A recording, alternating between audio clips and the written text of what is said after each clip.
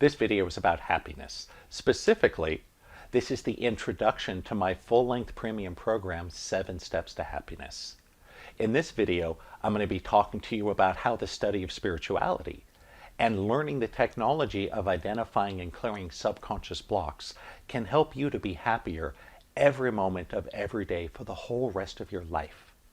So if you're interested, keep watching. You're in the right place. I am Brent Phillips. I am the author of this program, and I'm going to talk to you for just a couple minutes before we get into the meat of it. So a couple things I want you to know. First of all, I am a software engineer and a scientist, right? I never meant to be a woo-woo person. I'll talk more a little later about my story, but I experienced a horrific life meltdown in my 20s and met a healer and experienced a miracle that gave me my life back. And I've spent the last 20 plus years devoting all this big brain of science and engineering to understanding the masters, reverse engineering, energy healing, higher consciousness, law of attraction, prayer, these sorts of things, right? With the goal of creating a simple, no-nonsense system of powerful tools that regular people just like you and me can use to change our lives. This specifically is my major product release, 7 Steps to Happiness. And I want to talk to you for just a couple minutes about what it is and how you can get the most value out of it. Remember, this is the introduction to the program. So if you're here, great. This is the thing you want to watch first, right? After you finish this, I'm going to be releasing to my YouTube channel all 7 steps over the next 7 weeks, 1 a week. And you're going to be getting the full uncut versions of all 7 steps right here on YouTube. So make sure you click like and subscribe if you haven't already. Take a moment, smash that button, right? Hit the little bell so you get notifications. Awesome. Very cool. And I wanted to talk to you just a little bit about what this program is and how you can get the most value out of it. So this is, again, the introduction to 7 Steps to Happiness. This is a full-length premium program, meaning for me, I have not released anything in over 4 years. This is it. It took me over 4 years and a small fortune to create this. And my major programs, including this one, are always divided into 2 halves. Half for the conscious mind, half for the subconscious mind. Why? That's what works. If you only address the conscious mind, your results won't be as good. You'll get some, but they'll be less, right? If you only address the subconscious mind, you'll get some results, but not as much. I want to do both. So we have half the program, which is lectures. That's all the content for your conscious mind. Ideas, paradigms, tricks, tips, secrets, solutions, processes, right? All that's in the conscious piece. The second half of the program is for the subconscious. They have encoded subconscious block clearings. I have a really cool technology I've developed called the Formula for Miracles technology. It's a patent pending process of encoding audios so they will actually clear subconscious blocks just by listening. Really cool technology. And so what you're getting right here on YouTube is all 7 steps, the lecture programs uncut for free. And here's how it worked. I was planning on releasing this through your typical online funnel, right? I was going to build a webinar and a sales page and emails and chatbots and Facebook ads and all that stuff, right? That's a part of my business. And this is my only major release in over 4 years. So this is a big deal to me. But when I was going to release it, I decided to change course. I'm not going to sell it through a funnel for $400. I'm going to give you over half of it for free through YouTube. And if you really like what you're getting for free, I think it would be awesome if you want to buy the rest of it, but no pressure, right? So you're getting all 7 steps, all the lectures, uncut, everything for the conscious mind right here for free. This is the introduction, right? Listen to this first. After this, I'm going to be releasing all 7 steps, 1 video a week. And you will get all of it, right? All 7 steps, everything for the conscious mind. What I'm not giving you for free on YouTube is the second half of the program, which is for the subconscious. Specifically, they are subconscious clearing programs created with an audio technology. It's a patent pending process I call the Formula for Miracles technology. And it's this really cool technique I developed where I can clear your subconscious blocks just by having you listen to audios. So that is not included here because there's a lot more setup and training required. If you enjoy the free part and you want to get the full program, that would be awesome. I would greatly appreciate it. I think you'll love it. It also has some other bonuses like the trauma clearing program you can use, a lot of other cool stuff. It's got copies of my ebooks, trial coupons for my members program, lots of cool stuff. But don't worry about that. If you ever decide you want to check out the full version, just go to the description. There it is. So last thing I want to tell you before we jump into it is that this was originally developed as an audio program. And so we have little videos I've made for the beginning and the end, like I'm talking to you right now. This is going to go away in a minute. The majority of the intro and the 7 steps is an audio program. That's how I developed it, right? But I'm going to put something here for you to look at. So you'll see some static slides and some stock footage. Just know there's not much to see. It's meant to listen to. So if you want to watch, that's fine. But if you're just listening, if you're on a walk, riding the bike at the gym, whatever, that's fine. It's intended just to listen to. All right, so that's all I got to say for right now. Would love it if you let me know feedback. What do you think of this? Is this helping you? Are you learning something? Are you becoming happier? Let me know in the comments. I'm going to strive to personally respond to every single comment. So here we go. This is the introduction to 7 Steps to Happiness.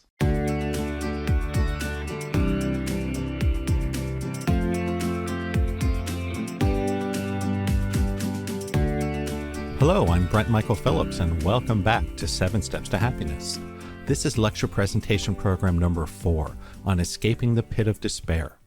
This is a lecture presentation program, so there's no special instructions, just listen. This number 4 step has a companion program that is encoded with the binaural beats through the Formula for Miracles technology. That there's some instructions, but we'll explain that there. So just sit back, get comfortable, and enjoy. So what do I mean by the pit of despair? Well, I'm referring to a very specific phenomena that happens in life that causes us to get stuck, sometimes for years or decades or even your entire life. In scientific terms, they call it a positive feedback cycle. What does that mean? It means that every time you put more input into the system, the output gets bigger and bigger. And so let me give you an example. When I had my life flame out on me during that horrific dark night of the soul starting in 1998, it was bad. I was put on permanent disability. I was living with my parents. I was told by the best doctors I had 0 chance of recovery. I was betrayed by my lifelong best friend. I lost the multi-million-dollar company I had founded and that I had built up with enormous sacrifice of my health and my body, with literally my own blood, sweat, and tears. And on top of that, I also lost my best friend and had a terrible heartbreak when I found out that he had been secretly seeing the woman that I had been crazy in love with. It was a wipeout.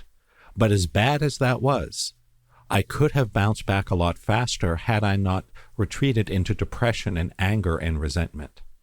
And so as bad as those events were, it was really the secondary effects of it. It made me so bitter, so angry, so down on myself. It shattered my confidence. That the secondary effects kept me in bondage to unhappiness, to pain, to misery, to depression for years and years. This is what I call emotional collateral damage. What does it mean? Simple. It means that the secondary effects of something, such as the depression, the anger, the resentment, etc., often cause more damage than the primary event, as horrible as it may have been. It might be a job loss, it might be a death in the family, it could be a divorce, it could be something happening with your children or your family or something in the world. Doesn't really matter. If it has a huge traumatic impact on you, the effects go far beyond the impact of the primary event. A similar thing happened when I was defrauded and ended up bankrupt. It wasn't like I was like, oh gee, this sucks, I lost all my money, let's rebuild. No, that would have been much better. I was depressed, I was angry, even had suicidal ideation. And I beat myself up mercilessly for being a loser, for being a failure, for being an idiot. All of those things. That's what I mean by this emotional collateral damage. That not only do you have some really bad thing happen, but your reaction to it just makes things worse and worse. So you have some bad thing that happens, and then it turns you negative. And then you will unconsciously manifest more and more bad things, which will make you more angry or more upset or more resentful or more depressed or less confident. And then you manifest more bad things, and et cetera, et cetera. That's what I'm referring to when I mean a positive feedback cycle. And it's really dangerous, because if you don't know how to break out of it, you can get stuck in it for years or decades or even your entire life. It can even be generational, so that your descendants, generation after generation, are still trapped in this pit of despair. The good news is there is a way out, and I'm going to share it with you right here, right now on this program. But before I give you the specific action steps, we need to understand how life works a little better. I want to give you a little refresh on when we talked about in the long intro, sort of the software metaphor for life.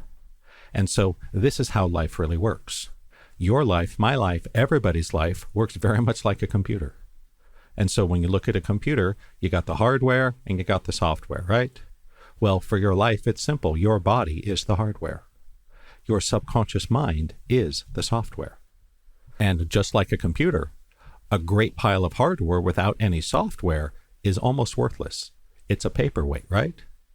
Much of the value, the intelligence, is coded into the software. And it's the same with us people. All the value, the intelligence, is coded into the subconscious. And here's how life really works. You have a program that determines what happens in your life, actually a bunch of them. You have a program inside of you that determines your physical health. You have a program inside of you that determines your emotional health. You have a program inside of you that determines how much money you make. And if you've heard me talk about the subconscious financial thermostat, that's what it refers to. We have a setting in the subconscious for roughly how much money we're going to make over the long run. And I want to emphasize that, over the long run. And so you also have a program setting in your subconscious for how happy you are. That's the 50% genetics component identified by the scientific research. And the good news is we can get in and make some shifts there, not only in the 40% assigned to choice, but in the 50% assigned to genetics. Both are within our influence. So if you've done a lot of wealth building programs or masterminds or things like that, you may have heard before that money isn't really about money, and that's correct. If you want to make more money, trying to skip on your Starbucks or eating less avocado toast probably is not going to make you a multimillionaire. I'm not saying it's a bad idea to curtail needless expenses, but we got to enjoy life. And really squeezing yourself on things that bring you joy, me personally, I don't think that's the best route. We have to balance the short term and the long term. And so just by trying to save more money or make smarter investments, those things are worth doing, but on their own, they likely won't give you the breakthrough you're looking for. We have to get in and change the code. And that's what I want to talk about, is exactly how that code works and how we can apply this consciousness technology to go in and make direct and conscious changes in the code to raise your thermostat setting for money, for happiness, for joy, for purpose, whatever you like. It's actually all kind of the same stuff. It's all about getting into the code. And just like your computer, if your program isn't working right, you know that drawing on the monitor won't help, right? No. You need to get in, look at the source code, put in new code, or fix the bad code. And our lives are exactly the same way. If you want to be happier, we have to shift the conscious mind. And of course, that's what these lectures and presentations are for, right? That's part of it. That's 40%. But the subconscious, the hidden code, the software of your soul, that's 50%. We want to be able to get in and work with both. And the good news is we don't have to go rewrite 80% of your subconscious code. No, nothing close to it. Little changes can have big results. So even if you just go through the downloads and block clearings included with this program in the encoded block clearings, that may be enough to make a big difference in the happiness you experience day to day in your life. But I want to emphasize that when we do this work in the subconscious, this is about changing our experience over the long term. So if you clear a bunch of blocks to money, it doesn't necessarily mean that you're going to get a huge windfall or a raise or a promotion next week or next month. It doesn't necessarily mean that you'll never make a bad investment or have a loss. No. What it means is that on the average over time, you will come out ahead of where you were before. A great example of this can be seen in blackjack and card counting. There was a great book written and a movie made called 21 about what was the MIT blackjack team, which was a real thing. I know, because I was at MIT when they had these teams. I was not on them personally, but I remember seeing the flyers. And my Taekwondo teacher at MIT, his name is Steve, he was on the blackjack team twice. And this is how it works. That if you go to a casino and play traditional blackjack with what they call perfect play, you will win 49% of the time. But if you count cards and play perfectly, you will win 51% of the time. And so you may think, hey, Brent, that's only 2%. What's the big deal? Well, that's everything. That 2% is night and day difference. Because when you're winning 51% of the time, on average, over time, you will make money. On the flip side, if you're winning only 49% of the time, On average, over time, you will lose money. And when my friend Steve was on the actual MIT Blackjack Club twice, what he told me was the first time they lost money. They went on the trip, they spent months training, they went out to Las Vegas with all this money, they played their blackjack, they counted cards, and they came away with a loss. But the second time he went, they made money. So that's the point. So just know that when we're making shifts in the subconscious, it's not a magic wand, it's not control. It doesn't mean you're never going to be unhappy or bad things will never happen, not at all. But it does mean that if we can make a little shift in your code, even if we can increase your happiness by just 1 or 2%, over the long run, that can make an enormous difference. I mean, heck, let's say there's an election for political office. The difference between 49.5% of the vote and 50.5% of the vote is just 1%. But it's a night and day difference. So just know that even small changes can add up to a lot, but we're in this for the long run, folks. I cannot promise that next week, next month, you're never going to be unhappy again or get triggered. No, that's not how it works. The goal is to make little shifts where we can, and those little shifts over time will add up to a lot. So please don't get discouraged if you're still struggling with some of your old issues. It may take some time to work through. This is about little changes we make that over time, on the average, add up to big transformations. That's one of the secrets to higher consciousness. So at this point, we've talked a little about the nature of the subconscious, and you know that your life is largely influenced, almost dominated by these subconscious beliefs or programs or codes. So how exactly does life work? Well, I want to lay it out for you right now, make it really crystal clear. I want to show you how beliefs get formed and how they influence our experiences, and that feeds back to create new beliefs. I call this the cycle of life. And what it is nothing more, nothing less than the process by which you create every aspect of your reality. And it is a loop. There are 4 steps in the loop. And just for clarity, I'm going to call them step 1 and step 2 and step 3 and step 4. But so you know, the numbers are arbitrary. This is a loop that runs continuously, constantly creating your life. Not just 60 times a second like the computer screen, but millions, billions, trillions of times per second. So here is the cycle of life. Step 1, we start with your belief systems, the subconscious beliefs, the software of your soul, the code that runs your life. Based on the beliefs you have, that creates your perspectives. And I'm going to come back and discuss this in detail, but first I want to give you the big picture. So you start with your subconscious beliefs, that then creates your perspectives. Your perspectives then goes and creates your perceptions. Your perceptions then create your experiences. And then we go back and start the cycle all over again with your new set of beliefs. So let's talk about this in detail. So in step 1, your beliefs create your perspectives. In other words, what you believe to be true about things creates the perspective or how you view the world. It's literally how your paradigm is created. So your belief systems give meaning to your experiences and thus shape your perspectives and how you react to it. Now, this should sound familiar because this is what we talked about, right? But remember, the emotional state is created by chemicals released into your brain based on these beliefs. And so I gave the example earlier of if you just found out that you just lost everything and you're going to go bankrupt, that will likely create a really negative reaction, maybe anger or fear or resentment or rage or something like that, right? Well, those emotions are created in your mind, in your brain, based on your beliefs. So if you have a bunch of beliefs that says you were cheated or you were taken advantage of, you were victimized, that it's going to ruin your life or you're not going to be happy or you're not going to be able to pay rent or whatever, it's understandable you would react with anger or depression or fear. But know that that's not required. That's all based on how we're coded.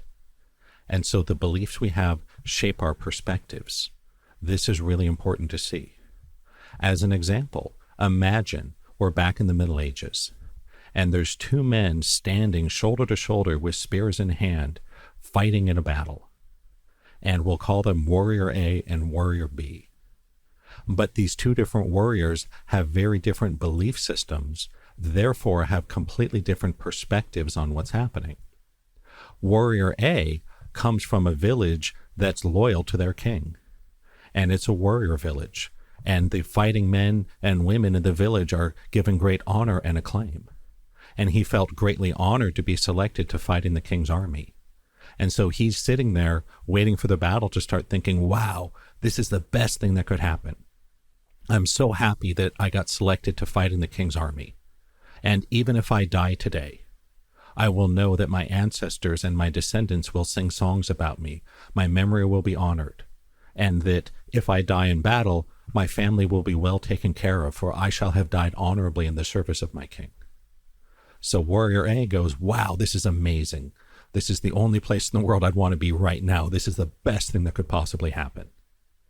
Then Warrior B, right next to him, the guy sitting right next to him, is thinking, oh my God, this is the worst thing that could possibly happen.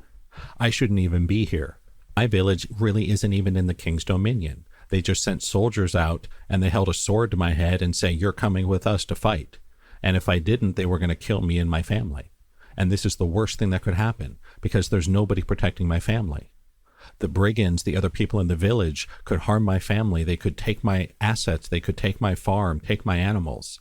And if I die in battle, there's going to be nobody to protect them, nobody to work the land. And even if we win, I'm not going to get rewarded. Who cares?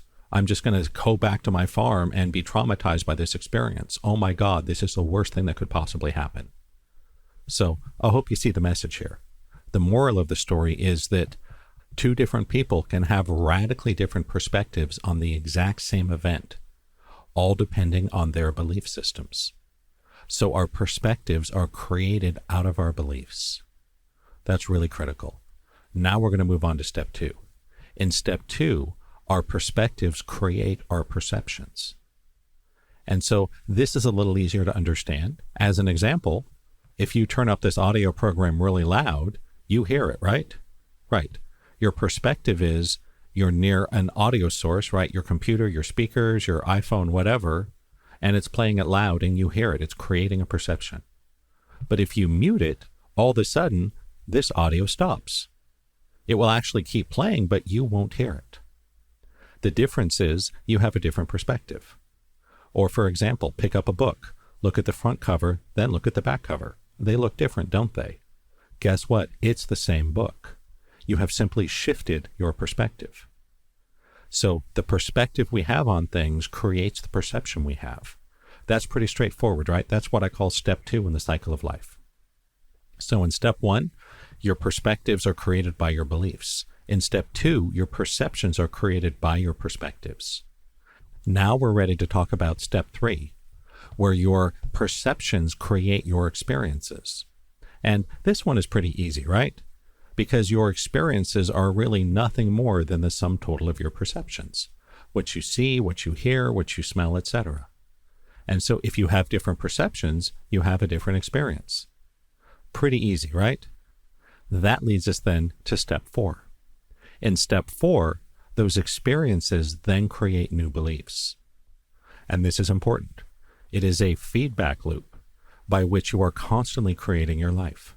So whenever you have a perception of something, that creates an experience. The experience then will generate new belief systems. As a simple example, let's say that you've had a job your whole life, and you go to start your own company, and it doesn't go well, and you lose money, and eventually you give up and crawl back to your old boss and beg for your job back. Well, that experience is going to create a new belief for you. You may have the belief, oh, it's a terrible idea to quit a good job. It's too risky to start your own company, something like that, right? Well, someone else may quit their job and start a company and do great. They're making more money, they're working less, they're happier.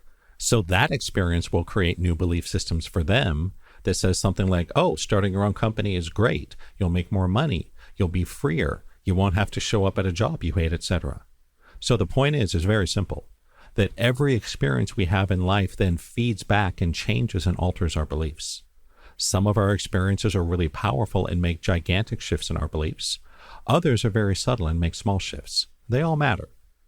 And when you put it together, you have the cycle of life, which is quite simply beliefs create perspectives, perspectives create perceptions, those perceptions then create new experiences, which then feed back to the beginning and alter or change your beliefs, and the cycle starts again. And it just keeps running and running and running. Now I want to explain how understanding this cycle and applying the spiritual technology can make a huge difference in your level of happiness. So understand that we can interrupt this cycle and short-circuit it and make direct changes. And this is really a significant thing.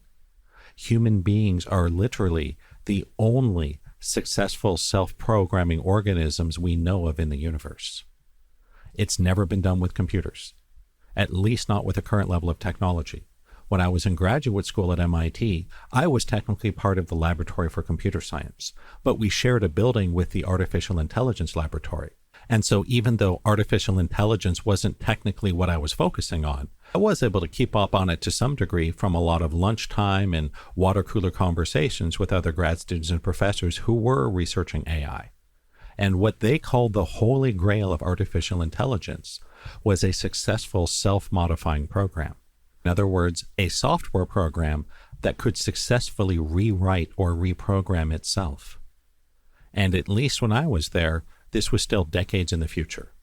Every single attempt to create a self-modifying program resulted in what we called opcode BCF, branch and catch fire. In other words, the computer crashed, caught on fire, and became a smoking ruin. But there is one example in nature of a successful self-modifying program. All you need to do to find it is go look in the mirror. It's the human being. And in the past, we were not that necessarily, at least not consciously. We lived almost like a victim at the effect of this cycle. The only way we could make new experiences was by shifting and manipulating our environment. And that was a very clumsy and slow way to change the cycle.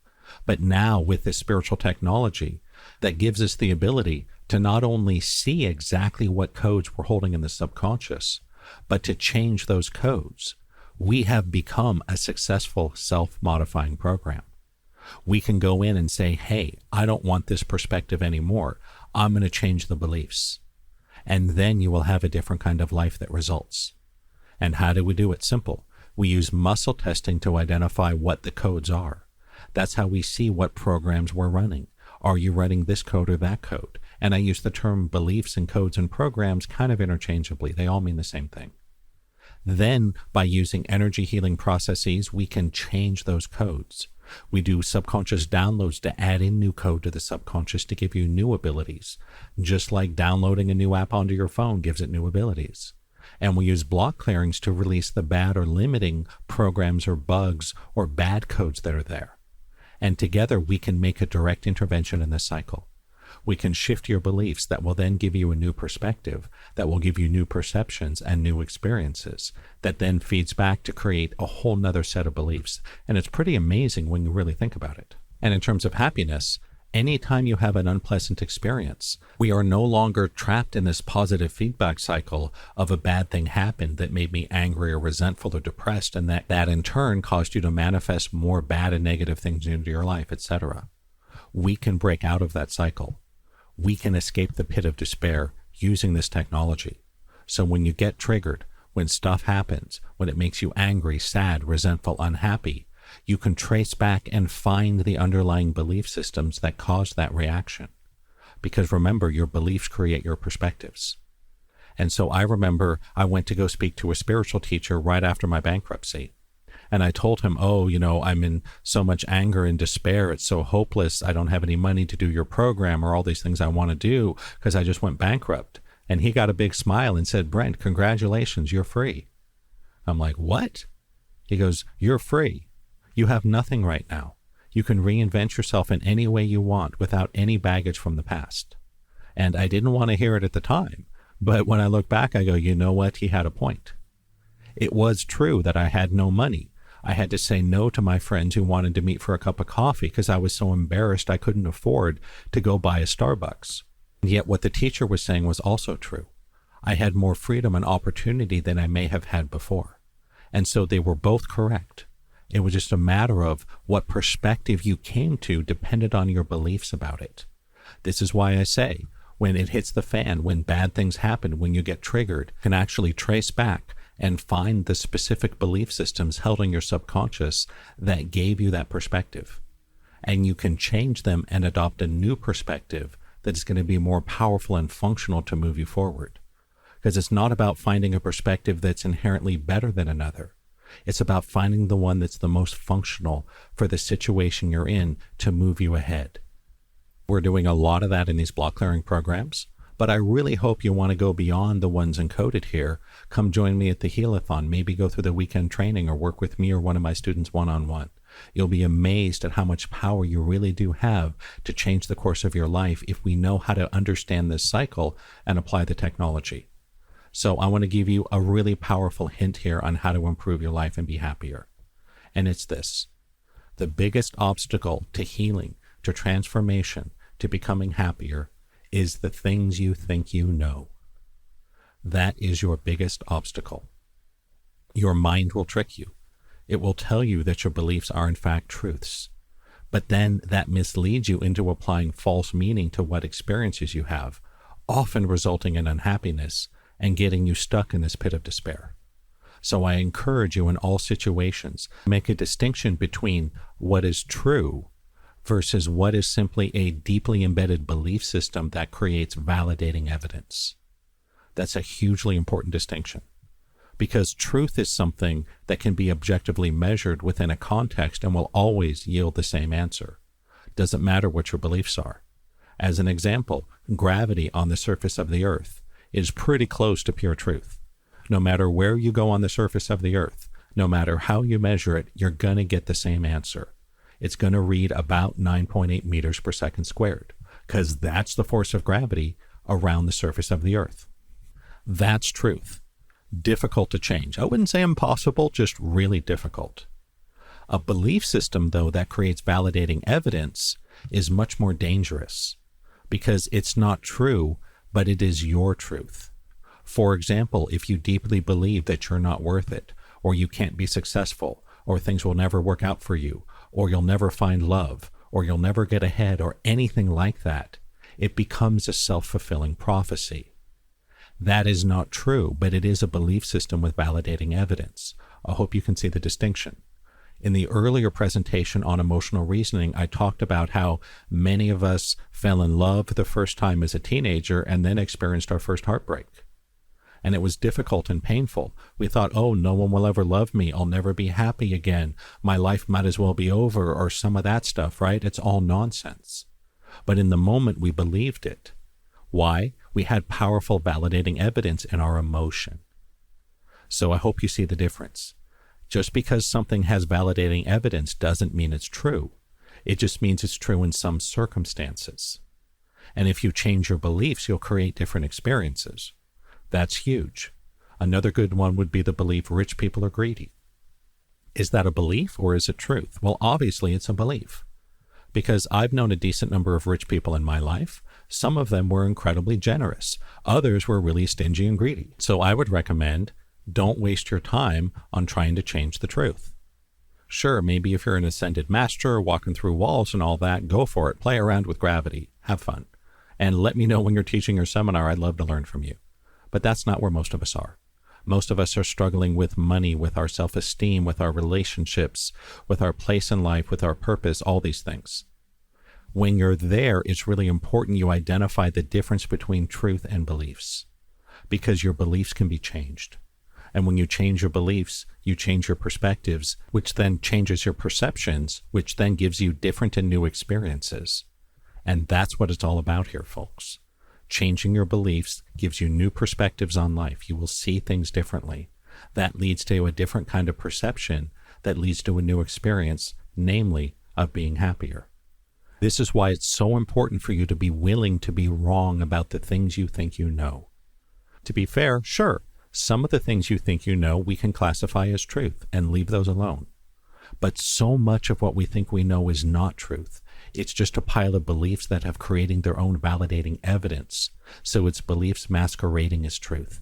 And if you can get in and change those beliefs, you can have a whole different kind of life. You can literally reprogram the software of your soul and create different experiences, make more money, find love, be happier, you name it. The sky is the limit. So please make a choice and take action, and the magic will follow. One of the things my late mentor used to say is, the truth requires no defense. So if something is true, you never need to defend it or justify it. because people will see for themselves that it is the truth. So someone that doesn't believe in gravity, you don't need to convince them of anything. Just watch them flap their arms and try to take off. It won't work, right? So the truth requires no defense. Anytime you're defending, justifying, or try to convince people of something, that's a signal, a red flag, that maybe it's a belief you're holding. Maybe it's not the truth. And we want to build on truth. We want to build a firm foundation so you can be happier all the time for the whole rest of your life. Of course, not ecstatically happy all the time. That would be weird. That sounds like mental illness, right? But a little shift, 1% here, 3% there, 8% there, adds up to a lot over every experience you have every single moment of every day for the rest of your life. So how do we apply this? Well, simple. Start with this program, right? Finish the lectures, presentations, go through the block clearings. But too many of us are trapped inside our own beliefs. We live in prisons constructed out of what we think we know. One of the results of this is the grass is always greener syndrome. This is a primary culprit in making us unhappy. We tend to put the blame outside of ourselves, or maybe you blame yourself for everything. They're both dysfunctional behaviors. And so anytime you find yourself blaming others for your lack of happiness or progress or success, if you want to find out who's really responsible for it, go look in the mirror, because it's always you. It's never them. It's always you, us. Another thing my late mentor would often say is, when you are at the effect of a story or mythology, it will be invisible to you. And this is really important. So people think they're being clever or rational in how they behave. That's almost never true. We are run by our internal mythologies. A good example of this would be alcoholism. If you've ever known someone who struggled with alcoholism, what is it they almost always say when you confront them? You say, hey buddy, I'm a little worried about your drinking. Usually, 9 times out of 10, what you'll hear is, oh, I'm fine. I don't have a problem. I can cut back anytime. I can stop. I'm not an alcoholic.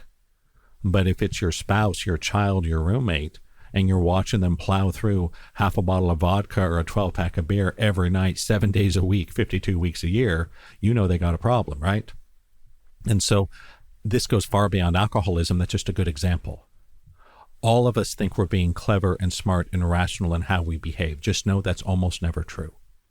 This is why I say it's so important to let go of what we think we know. Most of us are stuck in our heads. We are victims at the effect of mythologies of our parents, our teachers, our ancestors, our society. We think that our crappy life is created entirely by circumstances beyond our control. And that's almost never true. Especially not for you, because you're listening to this program. You know better. You have been given an invitation to the truth, to the higher dimensions, to new technology that can make these changes. At the same time, it's important we be fair to everyone. It's not your fault that you may not have known about or been exposed to this technology until last week or last year. After all, if you went back in time 200 years and you asked even the smartest people of the day, what's the fastest way to get from Europe to North America? They would say, oh, it takes maybe 3 weeks on a fast sailing ship. If you said, well, that's too long, how do I do it in 5 hours? They would laugh at you. They would say that's impossible. And the point is, these are intelligent, educated people, but they don't have access to the right technology. Nowadays, how do we get from Europe to North America in 5 hours? Easy.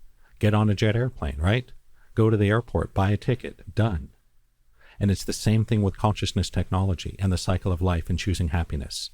We never know what we don't know. And if we're willing to let go of what we think we know, it's this incredible invitation the universe gives us to move forward.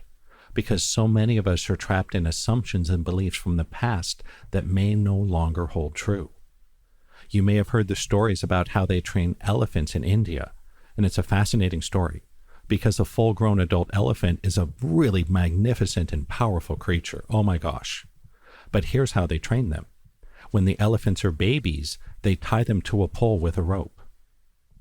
And the elephant will normally pull on it over and over and over, trying to get away.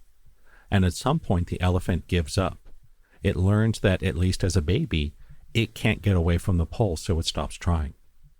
And then the elephant grows up. And even as adults, the elephants never tried to pull away, even though a fully grown elephant could easily just rip that pole out of the ground and break it in half. And so many of us are just like that elephant.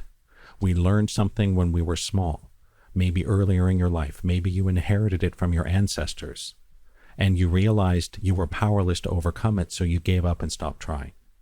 But now you're like the fully grown elephant. Those old limitations don't apply to you.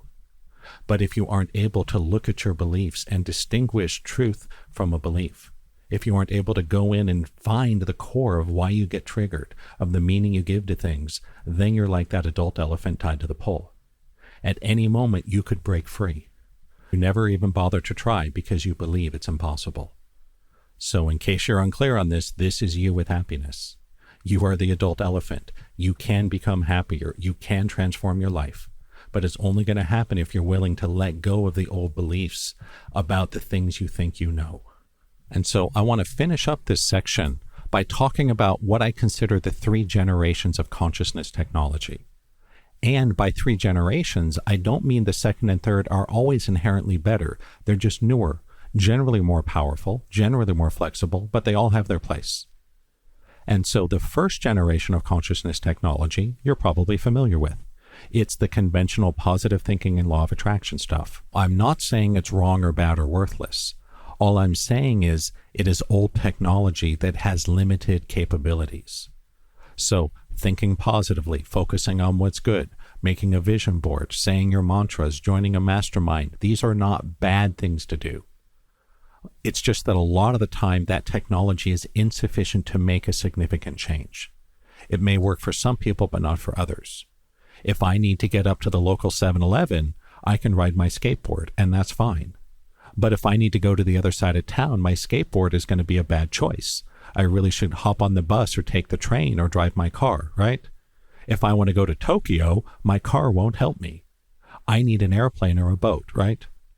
And so I want to be clear that I'm not opposed to it. It's not wrong or bad. It's just old and limited. So then we get into the second generation of consciousness technology.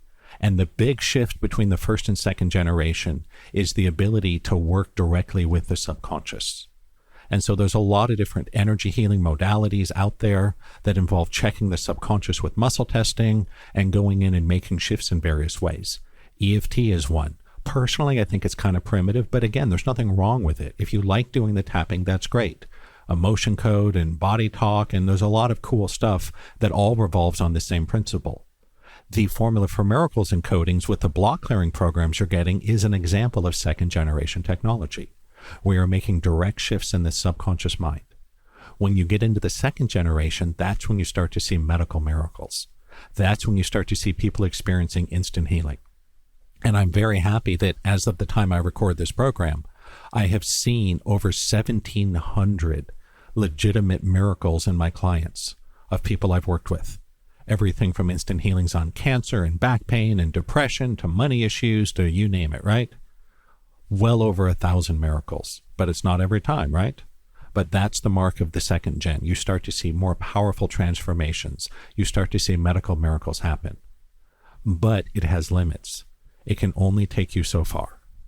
And so the third generation of consciousness technology is really about entraining to the quantum field, learning how to directly get into this divine energy field that's all around us. How do we reconnect to it? How do we discover the truth of ourselves? How do we see past the ego into the reality of the world that's actually around us? I'm not going to talk too much about that right now. I just wanted to give you a quick little preview, because in Lecture 5, when we're discovering the real you, that's where we're going. The second generation is great. The first generation is great. We're going to use both of them. They're both important. But I also want to take you to the top of the mountain and start applying some of these cutting-edge technologies and teachings. That's the third gen. It's awakening into the quantum field. It's embodiment. It's the journey from awakening to enlightenment. That's all I got to say for right now. This is Brent Michael Phillips signing off from lecture presentation number 4 in 7 Steps to Happiness. And I hope to be with you soon for the block clearing programs and lecture presentation 5. Until then, goodbye, take care, and namaste. I am Brent Michael Phillips signing off. We got lots more cool videos in this series. I know you're going to love. I know they're going to blow your mind. So click like, click subscribe, check out the playlist, and I will see you on the other side. Until then, take care and namaste.